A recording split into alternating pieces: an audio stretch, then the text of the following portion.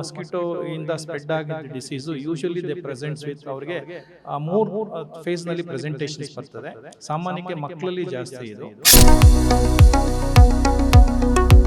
5th day 6th day 7th day face ಇದೆಯಲ್ಲ, ಅದು critical face ಅಂತ ಹೇಳ್ತೀವಿ. I am doctor Suresh, senior consultant, senior physicians in KC General Hospital, Malleshwaram.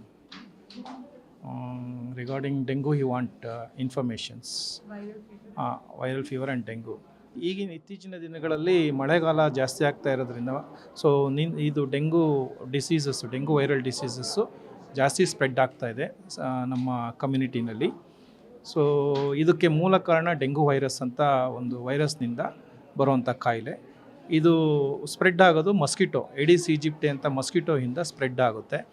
So ಈ mosquito ಸಾಮಾನ್ಯಕ್ಕೆ ನಿಂತ ನೀರಿನಲ್ಲಿ ಸಂತತಿ ಉತ್ಪತ್ತಿ ಜಾಸ್ತಿ ಆಗುತ್ತೆ, ಫ್ರೆಶ್ ವಾಟರ್ನಲ್ಲಿ ಉತ್ಪತ್ತಿ ಜಾಸ್ತಿ ಆಗುತ್ತೆ.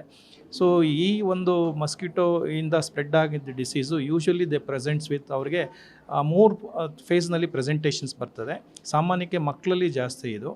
ಸೊ ಆ್ಯಂಡ್ ಲೇಬರ್ ಕ್ಲಾಸ್ನಲ್ಲಿ, ಲೋ ಸೋಷಿಯೋ ಎಕನಾಮಿಕ್ ಸ್ಟೇಟಸ್ನಲ್ಲಿ ಸಾಮಾನ್ಯಕ್ಕೆ ಜಾಸ್ತಿ ಬರುತ್ತೆ. ಸೊ 3 ಫೇಸ್ನಲ್ಲಿ, ಇನಿಷಿಯಲ್ ಫೇಸ್ನಲ್ಲಿ ಅವರಿಗೆ ಜ್ವರ ಲಕ್ಷಣಗಳು ಕಂಡು ಬರ್ತವೆ.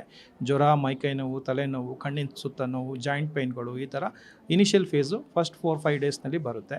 ಆಮೇಲೆ ಡಿಸೀಸು ಸಿವಿಯಾರಿಟಿ ಆಗ್ತಾ ಕ್ರಿಟಿಕಲ್ ಫೇಸ್ ಅಂತ ಹೇಳ್ತೀವಿ.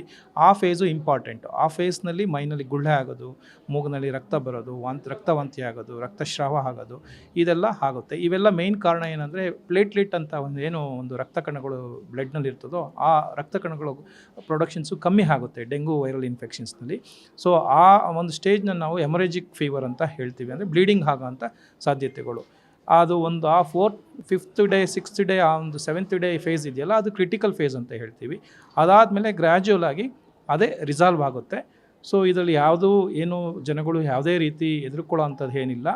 ಇದರಲ್ಲಿ 3 ಹಂತದಲ್ಲಿ ನಾವು ಕೇರ್ ತೊಗೋಬೇಕಾಗುತ್ತೆ. ಒಂದು, ಡಿಸೀಸ್ ಬಂದ ಮೇಲೆ ಸಿವಿಯಾರಿಟಿ ಜಾಸ್ತಿ ಆದರೆ ತಕ್ಷಣ ವೈದ್ಯರನ್ನ ಕಂಡು ಸೂಕ್ತ ಸಲಹೆಯನ್ನು ಪಡೆದು ಅದಕ್ಕೆ ಸಂಬಂಧಪಟ್ಟಂತಹ ಪರೀಕ್ಷೆಗಳನ್ನ ಮಾಡ್ಕೋಬೇಕು.